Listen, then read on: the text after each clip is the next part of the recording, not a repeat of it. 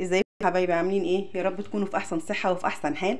معاكم قناه حلو حادق مع المسيه، والنهارده يا ستي الكل يلا بينا هنعمل الغسول الكوري اللي مكسر الدنيا، هيخليكي بيضه قشطه شمعه كده منوره. الغسول مكوناته سهله وبسيطه وموجوده عندك في البيت ان شاء الله، وهتقومي تعمليه على طول وخليكي كده اهوت زي الشمعه في بيتك منوره. بس يلا حبيبتي حطي لايك للفيديو، ولو ما اشتركتيش في القناه يسعدني اشتراكك، ويلا بينا على الغسول على طول. انا هجيب حاجه كده غويطه معايا، هحط فيها ايه؟ هحط فيها معلقتين من الرز المصري بتاعنا العادي.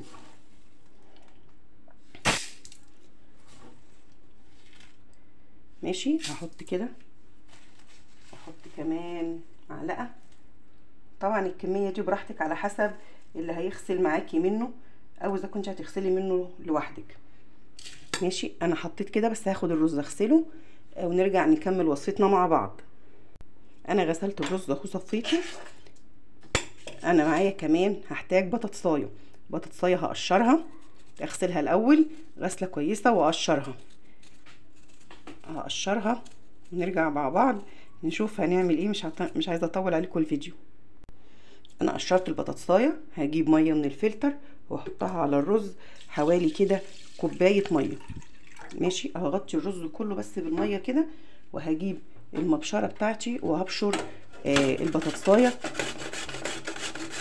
على الرز. لو وصلتي معايا لغايه هنا يا ستي الكل، يا ريت تنزلي تحطي لايك، ولو ما اشتركتيش في القناه يلا اشتركي بسرعه علشان يوصلك مني كل جديد. اهو انا بشرت البطاطسايه كلها.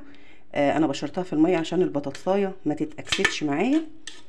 انزل كل البطاطسايه في الميه، ولو لقيت البطاطس مش متغطيه كويس بالميه هزود شويه ميه. بصوا لازم تكون متغطيه كده بالميه كلها عشان ما تتاكسدش معايا. هسيبها بقى كده منقوعه شويه، ساعه 2 يعني زي ما وقتك يسمح، او ممكن تبيتيها ليله كامله في التلاجة. لو سبتيها بس ليله كامله في التلاجة، خلي بالك انا غسلت البطاطسايه وهي بقشرها وما رجعتش غسلتها تاني بعد ما قشرتها، بس انا غسلتها كويس جدا وهي بقشرها. ليه؟ عشان انا عايزه احتفظ بكل النشويات اللي في البطاطسايه. بصوا البطاطسايه زي ما هي ما اتاكسدتش ولا حاجه، بس اهم حاجه زي ما بقولك كده تغطيها بالميه. انا هسيبها كده منقوعه ساعه وارجع تاني نكمل بقيه الوصفه مع بعض. انا سبته يجي ساعه، وكل ما تسيبيه اكتر كل ما الرز هينزل النشويات اللي فيه والمواد اللي فيه المغذيه للبشره، وهتستفادي منه اكتر. بس انا الصراحه سبته ساعه واحده بس، وهترجعي تحطيه في الكبه او في الخلاط، يعني المتاح عندك، او تضربيه بالهاند بلندر. لو ما عندكيش الخلاط اضربيه بالهاند بلندر، هو هينفع معاكي في الخلاط وبالهاند بلندر. هبتدي بقى اضربه كده. انا طحنته كله اهو لغايه لما بقى كله ناعم. هجيب بقى دلوقتي شاشه واصفيه. انا بصفيه اهو. ده تونر في منتهى الجمال. لو حطيتيله زيت فيتامين اي او اي زيوت موجوده عندك، زيت جوز الهند وتركبيه معاه، او هو لوحده كده من غير اي حاجه فيه، صدقوني ده سيرم تحفه تحفه. اهو كده انا نقلتهم في حاجه واسعه، وبعد كده هجيب معايا المبشره وهبشر اي نوع صابونه عندك ممكن تستخدميه لبشرتك. ممكن صابونه الجريسلين، انا ما بستغناش عنها، او صابونه نابلسي شاهين. يعني انا لو الغسول خلص من عندي، وساعات كتيره بيبقى خلصان من عندي، ما بستخدمش غير الصابونتين دول. علشان كده انا لازم اخليهم عندي، اول ما احس ان الغسول خلص يعني ما بروح غسله حاجه بحاجه من الصابونتين دول، بيديكي نتيجه الغسول واوفر من الغسول كمان ساعات بكتير جدا. انا هستخدم صابونه الجريسلين، هبشر منها شويه. دلوقتي هاخد الصابون اللي انا بشرته اهو. بشري يعني انا مش من انصار ان انا اهري البشره كده في الغسيل بالصابون. ممكن تعملي لها تنظيف عميق مره كل شهر شهرين على حسب ما بتعرض وشك للاتساخات والتراب بتاعت الجو. لكن لما بتيجي تغسلي كل يوم ما تهريش وشك بالغسيل، ولو ان الغسول ده تقدري تغسلي بيه وشك مرتين في اليوم. بيه، يعني الصبح في العاده بتغسليه وبالليل بتغسليه، بس طول النهار لو انت اتحريتي او اي حاجه بتشطفيه شطف بميه بس، عشان ما تنشفيش البشره وما تخليهاش ربي تجاعيد. الغسول ده ينفع تغسلي بيه مره الصبح ومره بالليل برضو.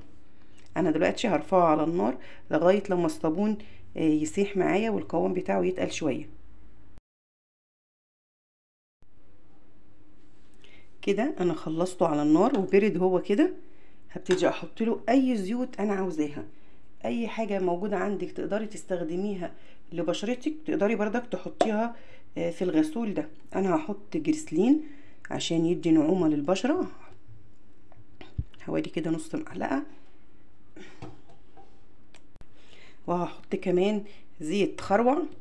زيت الخروع يا جماعه بيدي ترطيب للبشره ونعومه، بيخليها في حته تانية خالص، وبيخليها تحتفظ بالرطوبه والطراوه بتاعتها، يعني بيخليها زي ما هي كده نضره على طول، ما بيخليهاش تفقد السوائل بتاعتها اللي جواها. وهبتدي اقلب كده هنا كل الخليط ده مع بعضه. هنا معايا ده برطمان فاضي في حوالي معلقتين من جل الصبار، هو فاضي خلاص، فانا هستعمله وهحط فيه الخليط ده، وهبتدي امزجه كويس قوي الصبار مع الخليط ده.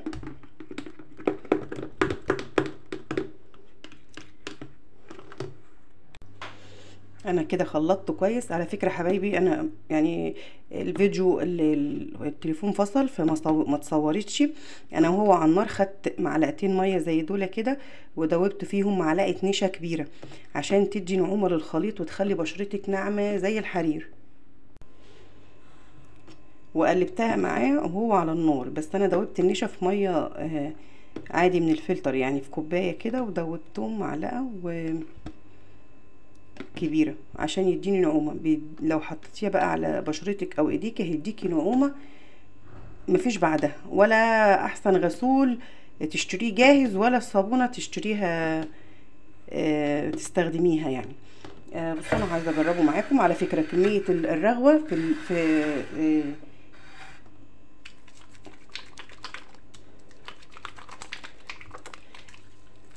الرغوه يعني مش مشكله. بصوا هو اهو، لان انا مش مكتره صابون، انا مش عاوزه انشف بشرتي بالصابون قوي يعني. فانت لو عايزه ان انت تكتري الرغوه شويه تقدري ان انت بصوا رغبته كده معقوله قوي يعني اهي، تقدري ان انت تكتري الصابون. ممكن تضيفي صابونه كامله من صابونه الجريسلين او صابونه شاهين. بصوا غسول في منتهى الجمال صدقوني. بصي ايدي حاسه ان انا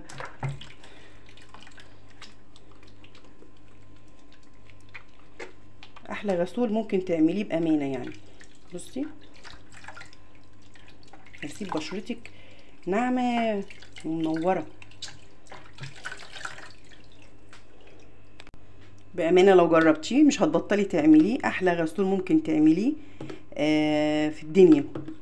نوعيه الصابونه هتفرق معاكي، بلاش الصابون اللي فيه ريحه للبشره، خليكي في الصابون اللي احنا استخدمناه دي، او اي صابونه تحبي تستخدميها يعني براحتك. بس انا بقولك رايي بلاش الصابونه اللي فيها ريحه، عشان بالذات لو بشرتك حساسه، لو بشرتك فيها حبوب، لو بشرتك بتهيج من البرفانات والحاجات دي، بلاش الصابونه اللي فيها ريحه. جربيه وهتدعيلي. ولغايه هنا الفيديو بتاعنا خلص. اكيد ايدك تنزل تعمل لايك واشتركي في القناه عشان يوصلك من يا ست الكل كل جديد. والى اللقاء في فيديو جاي ان شاء الله مع حلو حادق مع المسيه. باي.